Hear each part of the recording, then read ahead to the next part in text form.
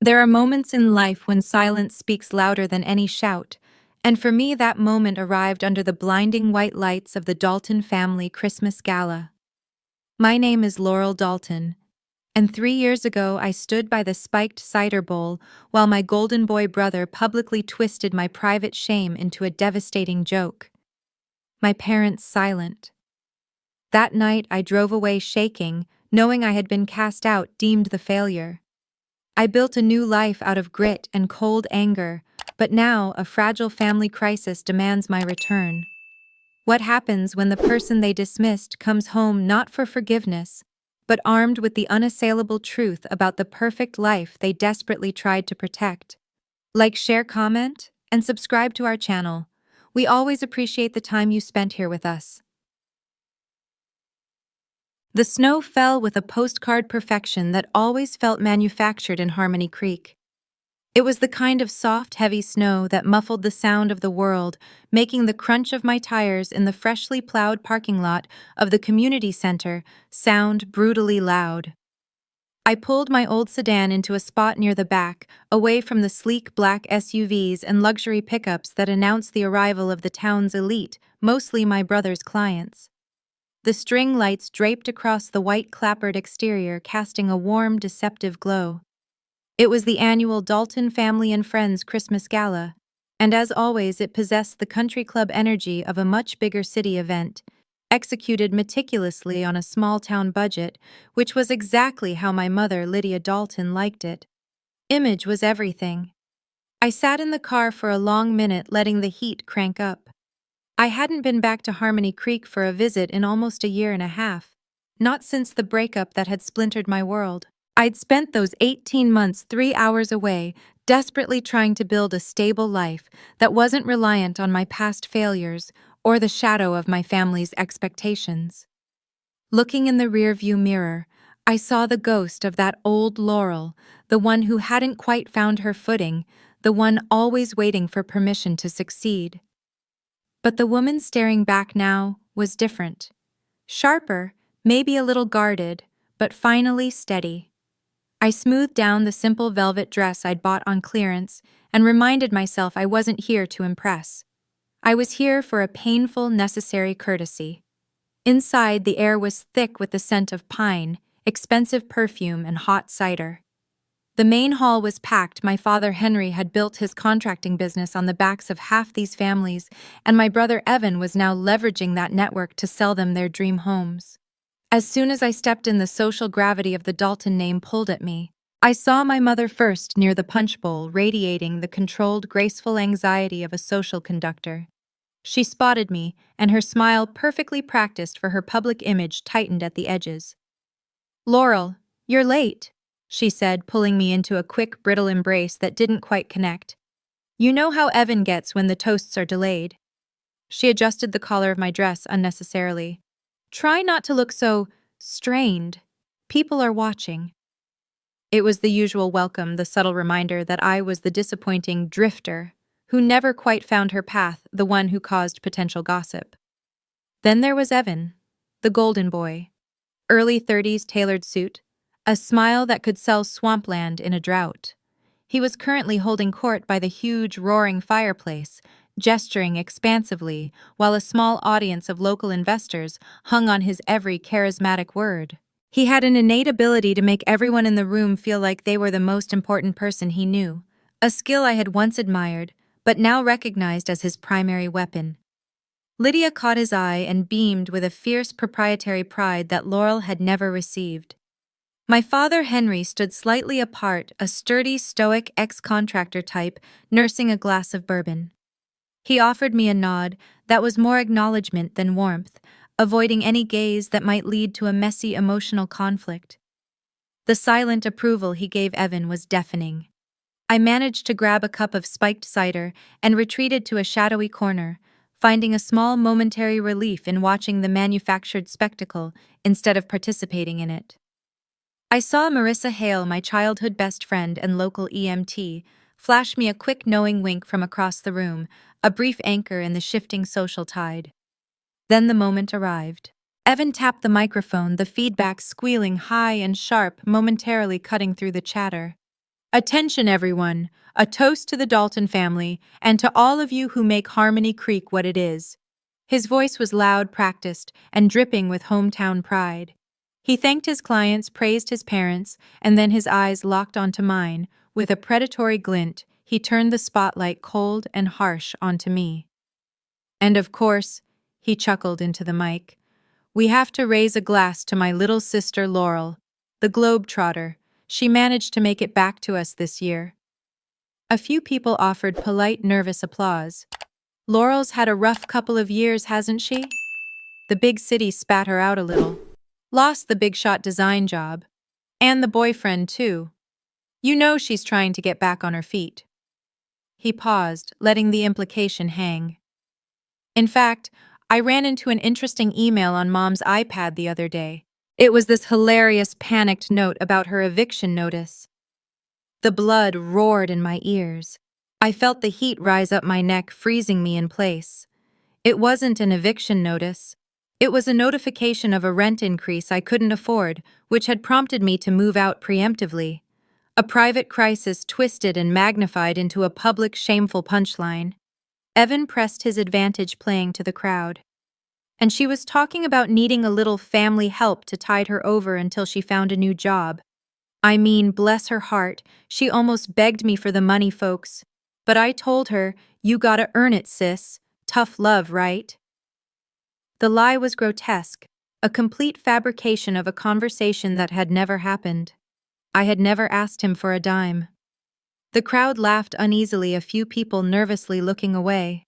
Lydia looked utterly mortified, not for me, but of the gossip.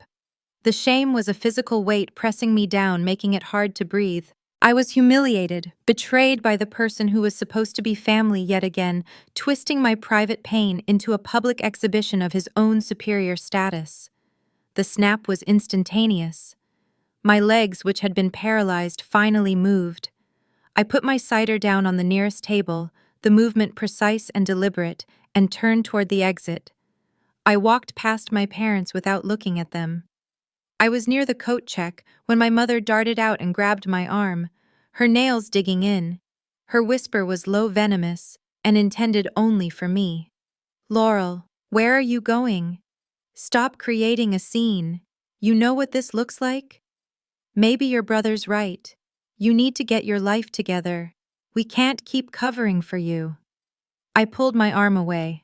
My father was 20 feet away talking to a client, his back resolutely turned. He avoided my eye contact, choosing silence, choosing the easy way out. I didn't say a word. I just walked out the door and into the stinging cold. I got into the car, the engine already running, and drove. Tears blurred the snowy windshield into streaking white lights, but they weren't tears of sadness. They were tears of pure molten rage. They wanted to make me small. They wanted me gone. Fine. My hands clenched the steering wheel, my knuckles white. A vow cold and hard as the frost outside settled in my gut. I wouldn't return home again, not until I was standing so tall, so solid, that belittling me would be an impossible, foolish endeavor. You want me gone? Fine. I whispered to the empty car, the words barely audible over the hum of the heater. I'll disappear and give you something real to talk about. I drove for 3 hours straight, the highway unspooling beneath me like a black ribbon cut through a landscape of silent frozen fields. I didn't stop until I reached the city limits of the small metro area I had called home before the debacle. My hands were still shaking on the wheel when I finally pulled up to Marissa Hale's familiar, slightly dilapidated fourplex. She was waiting for me standing on the porch in her thick EMT sweatshirt holding a steaming mug. Marissa didn't ask questions. She simply opened the passenger door, took the keys, and ushered me inside. That night crashed on her small, slightly lumpy pull-out couch, surrounded by the comforting mess of her life, was my true rock bottom. The betrayal had stripped me down to nothing. No job, meager savings, a car that needed new brakes, and an emotional wound that felt too deep to ever scar over. But lying there in the quiet dark, I realized being at zero meant I had nothing left to lose. It was the reset I didn't know I needed. I hit the ground running the next morning, Marissa offered me her couch, indefinitely grounding my chaotic world. I found a job waiting tables at a busy 24-hour diner, the kind of place that ran on coffee and short order efficiency. By day, I applied for professional positions and worked part-time at a secondhand bookstore. The diner work was brutal, the hours late, but it was honest. There was a raw, immediate satisfaction in balancing 5 plates, memorizing complex orders, and counting out exact change. More importantly, I found a strange, unexpected kind of solace there. The customers were real. They were construction workers grabbing breakfast, nurses finishing a shift, weary travelers. They shared small, messy pieces of their lives, a fight with a spouse, anxiety about a bill, pride in a kid's achievement. By helping them even in the smallest way, a perfectly refilled cup of coffee, a genuine smile, I started absorbing the quiet resilience of this new community. It was a stark contrast to the performative perfection of Harmony Creek. Here, my value wasn't tied to an image. It was tied to persistence, empathy, and showing up every single day. The turning point came 6 months later. I landed an entry-level position as a data coordinator at Synapse Logistics, a small but rapidly growing software company specializing in supply chain management. The work was complex, tedious, and detail-oriented, perfect for my sharp analytical mind. It was there I met Caleb Rourke. He was a senior analyst, calm, thoughtful, and possessed of a quiet intensity. He saw the potential in me that my family had always overlooked. Caleb quickly became my mentor, teaching me the intricate logic of large-scale logistics and showing me how to translate complex data into practical, real-world solutions. Our relationship deepened, slowly built on shared frustration with a stubborn database and late-night pizza runs. It was a steady, supportive connection, far removed from the volatile emotional drama I'd grown up with. I excelled quickly. I devoured every training manual and system tutorial I could find. My persistence was relentless. When others saw roadblocks, I saw puzzles. I took certification courses online at night, fueled by cheap coffee and the memory of Evan's condescending sneer. Within 2 years, I had moved from data coordinator to systems analyst. I was earning a reputation at Synapse for solving impossible client crises, the ones where inventory went missing or supply chains froze solid. I could look at a tangled mess of metrics and find the single crucial error. My grit wasn't for vanity, it was for independence. By year 3, I was leading a high-profile statewide emergency logistics overhaul, streamlining the supply routes for essential medical resources across our region. I began traveling, speaking at conferences, earning recognition within the industry. The stability I'd dreamed of became a reality. A quiet, well-maintained apartment, a sizable savings account, and most importantly, the psychological independence of knowing I built it all with my own 2 hands. The family ghosts, however, were never entirely silent. I heard about Evan indirectly through a mutual acquaintance at one of the conferences.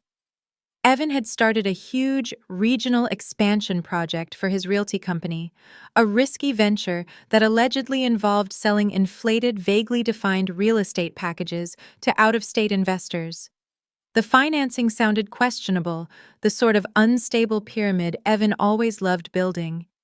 Meanwhile, my mother's online presence was a constant curated assault, perfect family holiday photos. Evan and his flawless partner, my parents smiling stiffly, Laurel visibly, completely erased from the narrative. They pretended I didn't exist, and in doing so they gave me the fuel I needed to burn even brighter. Then came the small crack in my resolve. Late one Tuesday night, my phone buzzed with an unexpected text message. It was from Henry. "Grandma Eleanor keeps asking for you. She's not doing well. Christmas plans." I stared at the screen, the notification casting a cold blue light across my face. Grandma Eleanor. The only Dalton who had ever truly seen me, who encouraged my reading habit and never cared about my career path. The guilt was immediate, a sharp, physical pain. But the anger was stronger. They hadn't checked on me when I was sleeping on Marissa's couch, working doubles when I had nothing. They only called when they needed something or someone to fill an empty chair for the matriarch. I deleted the text. I was not ready.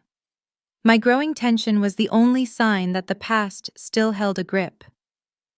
It was late one night in the office reviewing a massive shipment manifest when Caleb looked up from his screen. He studied me with that calm, perceptive gaze of his. "You're always pushing," he observed quietly. "You've climbed higher and faster than anyone I know, but sometimes you look like you're running, not climbing. Are you ever going to tell me why you left Harmony Creek, Laurel?" I looked down at the data, the fluorescent light harsh on the columns of numbers. The true answer, the betrayal, the public humiliation felt too heavy, too complex for a late-night office confession. I settled on the painful truth, the simple core of the wound. "Because sometimes family hurts you worse than strangers," I said, closing the laptop lid with a definitive snap. It was all I needed him or myself to know. The catalyst arrived on a Tuesday, not as a text, but as a phone call from my father. I saw the caller ID, Laurel Dalton, and my stomach clenched. I answered on the third ring. He sounded tired, his usual stoicism replaced by a fragile weariness. "Laurel," he started without preamble. "It's Eleanor. She's at St. Jude's. Pneumonia failing fast. The doctors say this might be her last Christmas." The gravity of his voice pulled the air from the room. "She keeps asking for you, by name." Guilt hit me first, a tidal wave that washed away 3 years of calculated distance. Guilt for Eleanor, the one person who deserved my kindness. Then came the familiar ugly swirl of fear, anger, and longing for the home that had rejected me. I spent the next 24 hours oscillating between booking a flight to literally anywhere else and driving straight into the past. Caleb, sensing my turmoil, simply laid a gentle hand on my shoulder. "You'll regret not going, Laurel. Whatever else happened, she needs you." Marissa offered to drive, promising to wait in the parking lot if I panicked and needed a quick escape. Her offer was a safety net, but I realized I didn't want one. I chose to go alone, purchasing a train ticket that morning. This was my journey, my agency. I had built a life I could walk away from and return to. I was no longer running. I was choosing to face them. The familiar sights of Harmony Creek felt colder than I remembered. The town square's Christmas decorations were too bright, too festive, a painful contrast to the tightness in my chest. I visited Eleanor first, sitting by her bedside, until she squeezed my hand, a silent, tired acknowledgement. Then I drove to the house.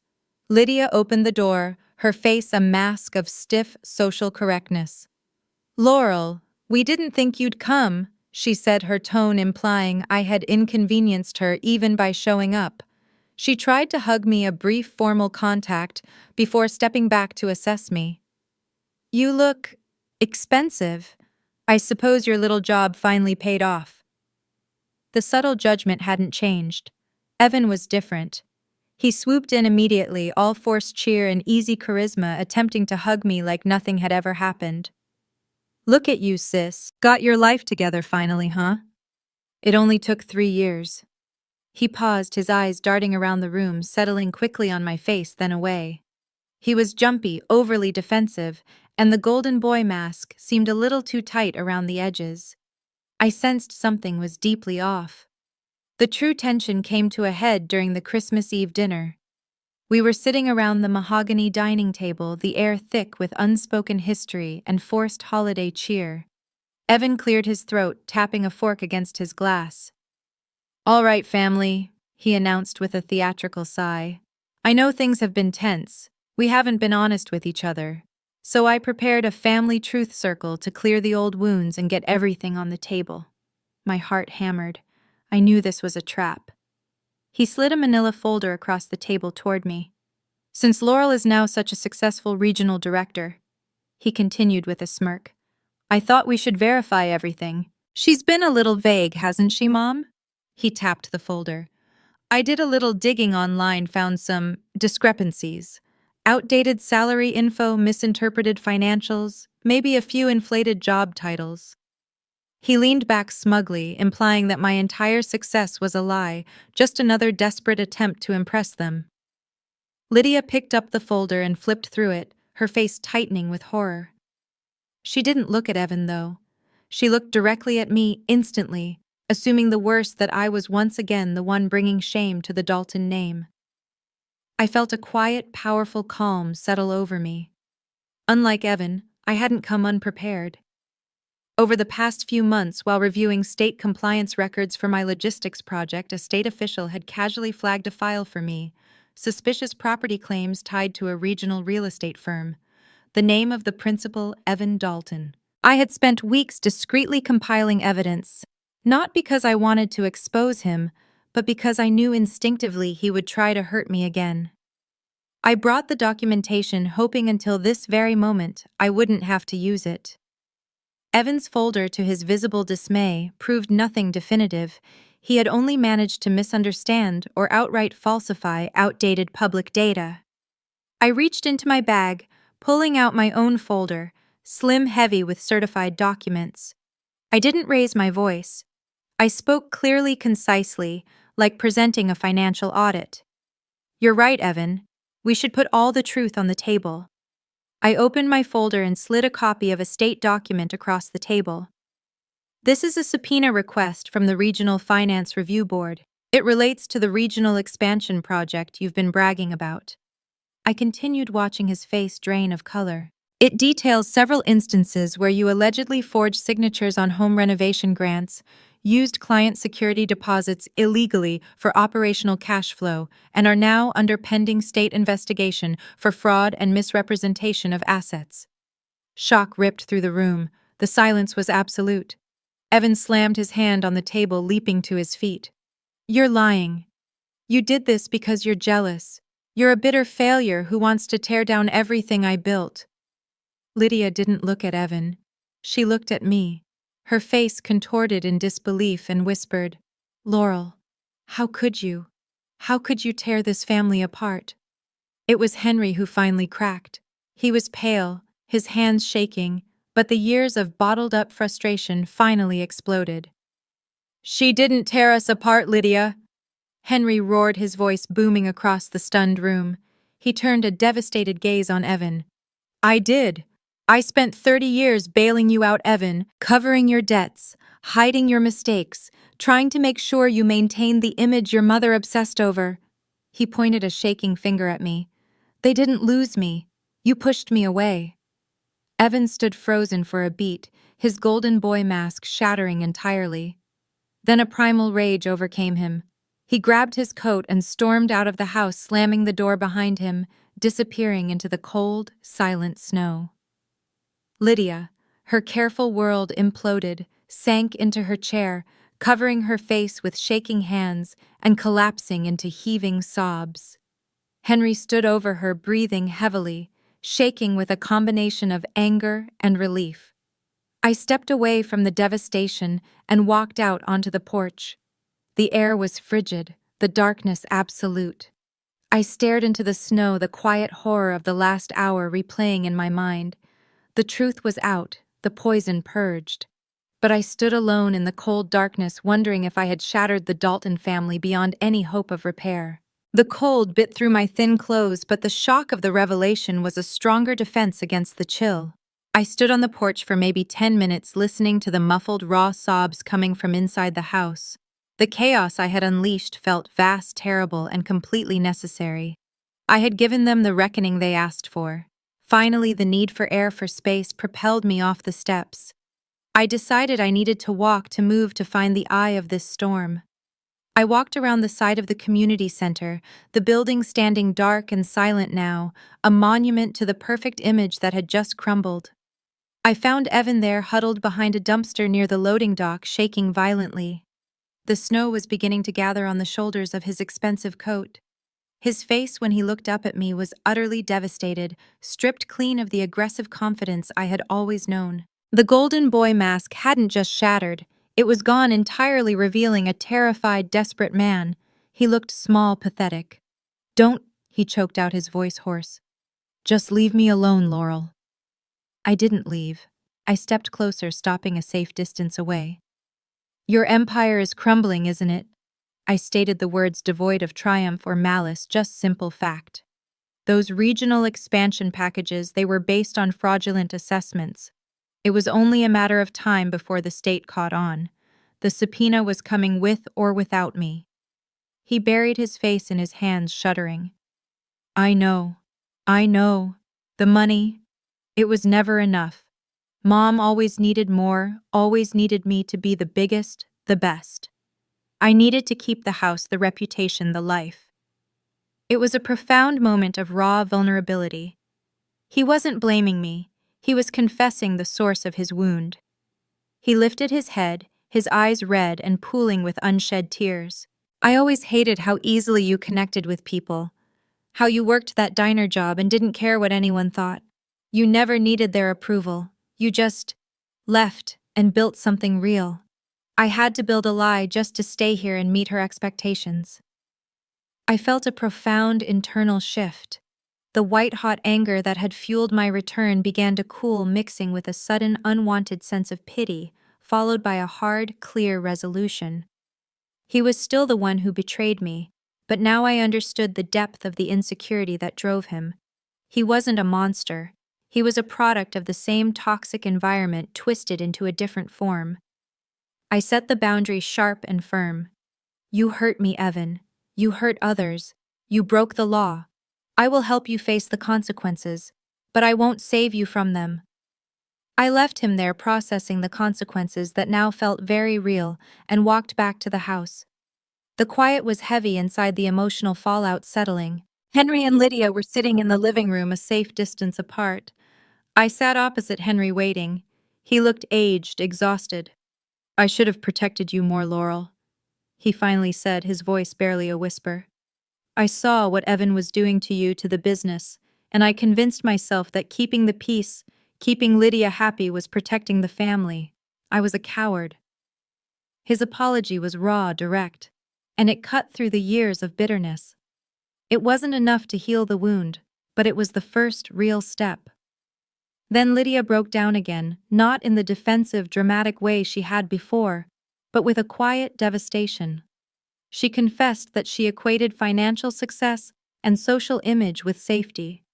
She explained her fear if the Daltons weren't seen as impeccable, they were nothing. I pushed both of you toward the image instead of honesty, she admitted, tears streaming down her face. I thought being the best realtors and the best family would keep us safe. I ruined you both. I listened. I didn't offer immediate forgiveness. I couldn't. The hurt was too deep, the caution too ingrained. But I was open. I absorbed their confessions, acknowledging that their betrayal stemmed from their own deep generational anxieties. While we sat in that tense, truthful silence, the doorbell rang. It was Mrs. Hemmings from 2 doors down, followed by Mr. Davies carrying steaming tureens. News travels fast in Harmony Creek, but this wasn't gossip, it was action. They brought cocoa and food, quietly moving past the shattered Daltons to check on Eleanor, who was still fragile in the guest room. They didn't pry, they simply showed up.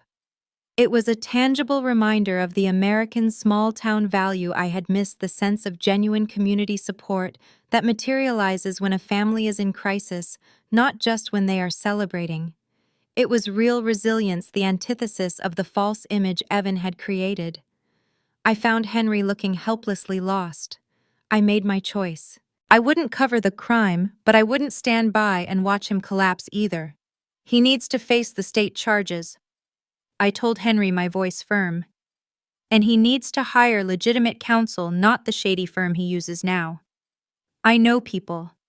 I can connect him with a good lawyer who specializes in corporate restitution, not evasion. It wasn't mercy.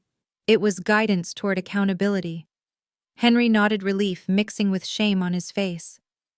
Just then, Marissa poked her head in, having arrived to check on me. Eleanor's awake, she whispered. She's asking for Laurel. I walked into the quiet room. Eleanor was pale, her breathing shallow, but her eyes were bright and clear. She took my hand, her grip surprisingly strong. My brave girl, she whispered, her voice a thin thread. She held my gaze, offering the wisdom of a woman who had seen the whole arc. Families break, but they can mend when someone is brave enough to tell the truth. You did that. I see. The simple, honest validation from the one person who mattered was the emotional clarity I needed. The reckoning was over. Now the long work of forgiveness and repair could begin. The subsequent months were not a dramatic movie montage of immediate happiness. They were a slow, grinding process of accountability and rebuilding. The reckoning had been swift, but the repair was methodical. I kept my promise to Evan. I connected him with the best white-collar defense attorney I knew, one who insisted on full cooperation and restitution. Evan faced the state review, accepted responsibility, and entered a program for financial restitution. It was a humiliating but necessary experience. He lost the majority of his clients, and his license was suspended. He took a job working the counter at a local hardware store, a humbling but stabilizing step that forced him to interact with the real community he had only pretended to serve. It taught him the value of honest labor, the weight of the hammer instead of the slickness of the handshake. My mother Lydia finally acknowledged that her obsession with image had created the pressure cooker that nearly destroyed us. She began attending weekly therapy sessions, something she had previously dismissed as a sign of weakness. She learned to decouple her self-worth from her social reputation. Henry, relieved of the burden of Evan's secrets and his own cowardice, became more emotionally present, openly apologizing when he messed up and learning to simply ask me about my life instead of judging it. As the Daltons slowly, painfully stabilized, my own life began to bloom in the clear air of honesty. I received the promotion I had been working toward for years, elevated to regional project director at Synapse Logistics. The recognition felt solid because it was earned. My relationship with Caleb deepened into something rooted in honesty, steady support, and genuine laughter. He didn't try to solve my problems, but he stood beside me while I solved them, a silent, powerful anchor. After months of commuting, I made the decision to move back closer to Harmony Creek. It wasn't out of obligation to my family's needs, but a conscious, deliberate choice to integrate the successful life I had built with the true, resilient community I had found. I bought a small house, one that was mine, built on my terms. 1 year after the party where everything broke, the snow was falling again in Harmony Creek. It was time for the annual Family and Friends Christmas Gala at the community center. This time I didn't sneak in late. I walked in not as the disgraced daughter, but as the keynote guest. The invitation extended by the town council asked me to speak on the importance of community collaboration in state-level logistics and emergency response, a subject I was now nationally recognized for. I stood on the stage where Evan had tried to humiliate me, and I spoke about resilience not as a glamorous buzzword, but as the quiet, persistent act of showing up every day and doing the hard, honest work. My parents sat in the front row, quiet, attentive, and undeniably proud. They weren't beaming with the performative pride of an image-obsessed couple. They were simply two parents watching their daughter succeed on her own terms. After the event, as the lights were being dimmed and the last guests were leaving, Evan approached me. He wasn't wearing an expensive suit. He was in a practical wool jacket carrying 2 mugs of cocoa. "Laurel," he said, handing me one. His eyes met mine, steady and regretful. That was impressive and honest. He took a slow breath. I still have a long way to go to make things right with the people I hurt and with myself. I sipped the cocoa, the warmth a comforting contrast to the cold air. "So do I, Evan." "We all do," I replied. "But we're walking forward now. That's the important part." It wasn't the easy forgiveness he might have once expected, but it was a path toward mutual respect. The final closure came that spring. We gathered at the riverbank where Grandma Eleanor's ashes were scattered beneath a flowering dogwood, fulfilling her final wish to be near the water. Henry was visibly emotional, speaking not of business successes, but of Eleanor's quiet strength. Lydia cried genuine messy tears. Evan recounted a silly story about Eleanor teaching him to fish a human moment free of pretense. We shared stories, we cried, we laughed, and in doing so, we finally forgave each other not for the betrayal, but for the messy, imperfect humanity that led to it. Standing there with my family, finally whole in their brokenness, I narrated the truth to myself, the wisdom of the journey crystallizing in my mind. Family didn't break me. It taught me how strong I had to become to heal it. My resilience wasn't just about surviving, it was about defining my own path separate from their expectations and using that strength to demand the honesty we all deserved. A few hours later, I stood at the riverbank again, the sun warm on my face.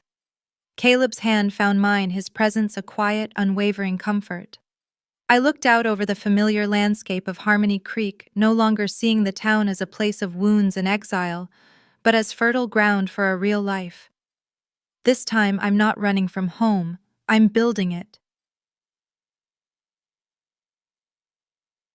And so Laurel Dalton finally closed the book on the old betrayals, realizing that the greatest reckoning was the quiet strength she found in building her own truth. If you felt that surge of satisfaction when the truth finally came out, hit that like button. Subscribe for more cinematic stories of justice and resilience, and leave a comment below with your thoughts on Laurel's final choice. We read every single comment. Thank you for listening. This has been a story from Revenge Hour. We'll see you next time.